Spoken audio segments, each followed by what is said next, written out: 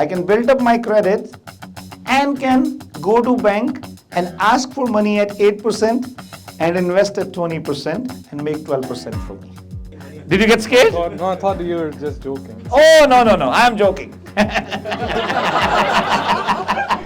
Your possessions and your assets are more than your debts. You're rich. What's your name, sir? Yeah? Goban. Gobind? Yeah. Gobind, how are you? Good, thank you. Good? What's your names? Ankur. Ankur, right? So Ankur, I'm going to introduce Gobind to you. I'm going to give you $100,000. I'm going to charge you 8% interest. Okay?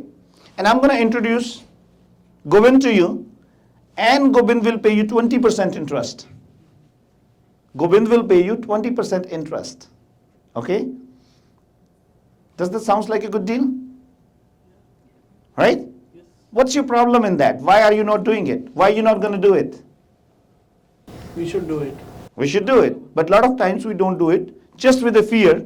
What if Govind doesn't return my money? I still owe you $100,000. It's fair. But does the calculation make sense to you? That I am giving you money at 8%. I am introducing you to Govind. He is paying you 20%. So what's your return? 12%. Did you do anything? Was it your money? Just a mediator. Right? You just did a smart thing and you're making 12% without doing anything. Or just by doing a little.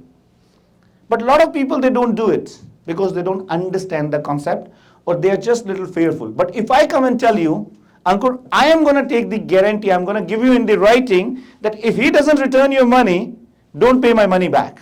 I will give on 15%. Now, your confidence has gone up. Right? Your confidence has gone up. That is what is real estate. Bank is giving you money. You are buying the house. House is giving you 20% return. Bank is charging you 8%. But you all are crying for that 6% rate of interest right now.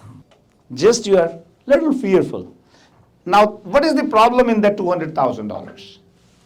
But we spoke that you can get 20% return. Now, I'm going to connect the dots so that you can understand. So we talk about pre-construction. We talk about $200,000. We talk about if I give you $100,000, 8%, you're going to get 20%. Now, do you think where I'm connecting the dots? Now, what is your biggest problem in investing that $200,000? I don't have $200,000. Am I right? A lot of us have that problem. Raman, you are telling me $200,000, but I don't have $200,000. Bank will give you money. Somebody will give you $1 million. Now, let's say if you have $1 million in your pocket and you have a bad credit, nobody's going to give you 50,000. That's a simple rule. So understand how the system works in this country. So this is what I learned in first 6 months. I came to know that banks have a lot of money. I can build up my credit. I can build up my credit and can go to bank and ask for money at 8% and invest at 20% and make 12% for me. Right? And it's very easy to do. Is there anybody who doesn't have $100,000 in their bank account?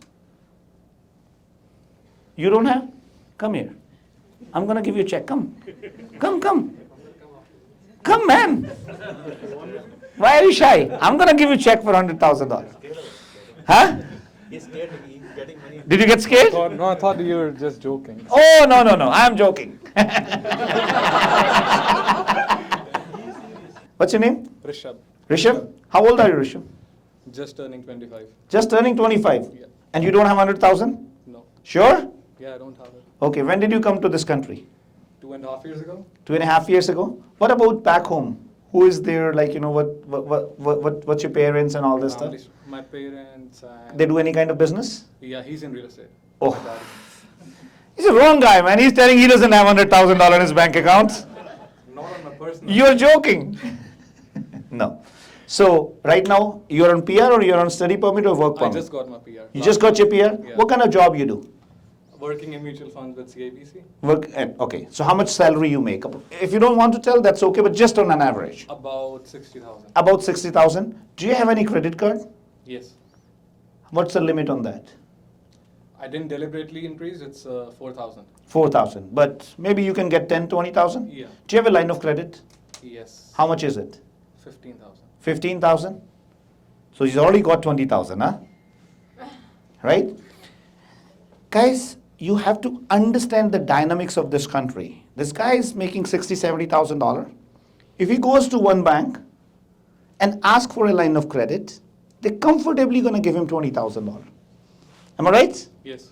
You will get it $20,000 maybe. Yes. If he goes to the other bank and asks for a line of credit and don't use the first one, they're also going to give him $20,000. Am I right? Yeah.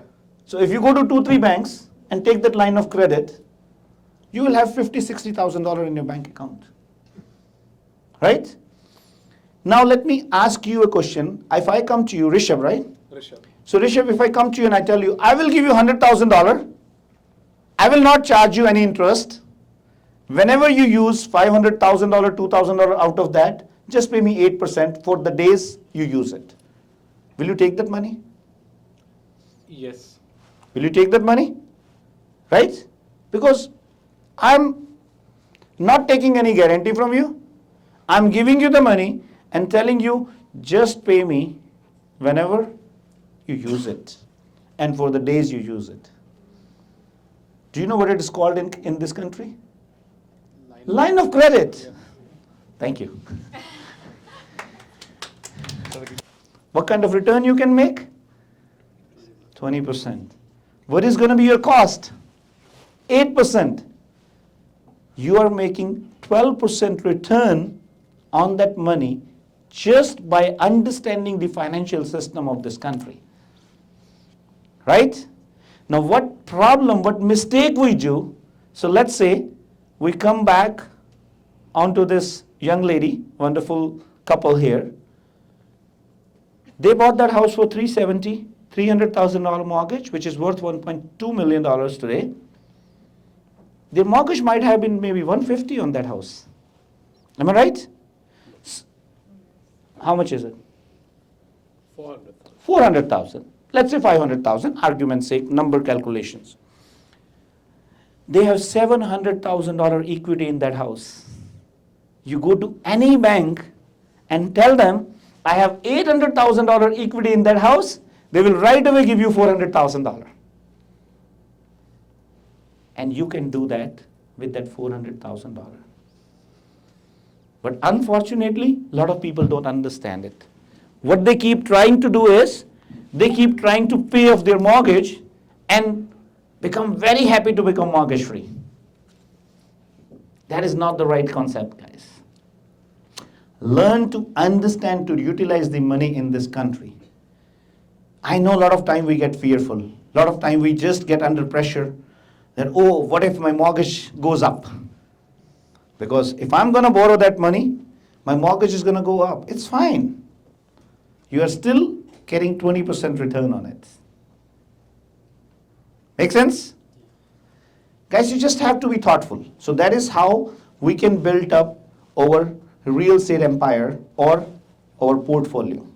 But unfortunately, what we do, just because of the little fear factor, we don't make the decision. And we keep getting into the grind on day-to-day basis. This is the wonderful time in the market if anybody is interested to buy or invest. The simple reason behind that is, guys, the market is sitting at the rock bottom. There's good chances it's not going to go more down from here. But even if it goes down, let's say if it goes 10% down, who is telling you to sell it? Just retain the house, just retain that property for another 1 year. Market has to come up one way or the other. Does anybody has any question? Yes, sir. If we have a line of credit, Yeah. at the time of closing, the mortgage won't be cleared. The bank won't give us the loan to close that property. So what should we do at that time? It's a very legitimate question. I'm not asking you or not telling you that every time you can use that line of credit to close the property. there are other ways you can invest that money. You understand what I mean? But you have the availability of that money. And there are few banks who actually allows you to use the borrowed money as long as you qualify for the mortgage. As long as your GDS and TDS gets cleared onto that. There are so many private lenders, there are so many B-type lenders.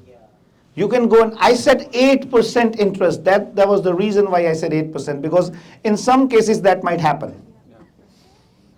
You understand what I mean? But calculate your return. We are so scared of 6% interest right now, but guys, you have to understand, in 2017 or 18, that was the rate of interest. But just because we had rate of interest for 2 years for 2%, we are so mentally stuck up with that. And we are just scared. Anybody else, guys? Yes, sir. What is the criteria of richness? What is the criteria of richness? Wonderful questions. What's your name? Imtiaz. Give a round of applause for Imtiaz. Guys, there's no criteria of richness. For you, it could be a criteria that I want to make $100,000 and I'm rich. For somebody else, it could be $250,000. For somebody else, it could be $2 million to become rich. And for somebody having $100 million or $1 billion, maybe they are not rich. So my criteria of richness is how happy you are. That is my criteria of richness. You have to identify yours. Make sense? So now that happiness can come with money, that happiness can come with something which you love doing, that happiness can come from anything else. So this is my criteria of being rich. How happy I am. Let's say if I give you $500,000 and you are stressed out, you're not rich. Because you're greedy. Even that $500,000 is not good enough for you. Am I right? Somebody who has $50,000 and is happy is more richer than you. So that was a philosophical definition. Now I'll give you a practical definition. Right? You want a practical definition too? If your possessions and your assets are more than your debts, you're rich. If your possessions and assets are less than your debts, you're poor. If you have $1 million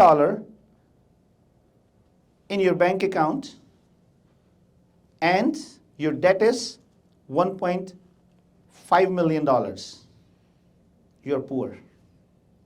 Let's say if you are using a phone which is 100,000 rupees or whatever you calculated, and you have a debt of 200,000, you're poor.